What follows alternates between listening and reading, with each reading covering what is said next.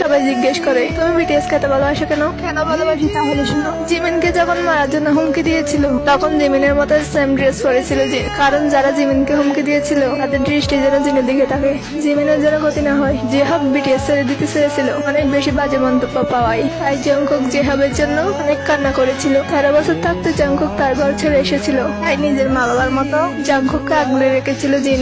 এখন জংকুকের কাছে জিন তার প্রিয় মামা বার্ট। একবার সুগা বলেছিল যে জংকুক গেলে সুগার ফ্যাট বেড়ে যায়। জিমিন একদিন সৌদি আরব কনসার্ট করতে গিয়েছিল, তখন জিমিন তার মাইক ডেকে রেখেছিল, কারণ জিমিনের মাইকটি ছিল স্বর্ণের, আর স্বর্ণ ছেলেদের জন্য হারাম, তাই জন্য 6 ভাইদের নানার আবদার রাখার জন্য নিজেকে বিলিয়ে দিয়েছিল আরএম। একটি কনসার্টে মুসলিম আর্মিদের নামাজের জন্য তারা কনসার্ট অফ করে রেখেছিল, যেন তারা নামাজ পড়তে পারে আর তারা কোনো রাগ প্রকার না করে অপরকে আঁকলে রেখেছিল। এগুলো তো অনেক অল্প, তাদের নামে যদি বলতে চাই সারা বছর পার হয়ে যাবে, কিন্তু কথা শেষ হবে না। এরই নামই হচ্ছে বিটিএস আর আর্মিদের ভালোবাসার কারণ।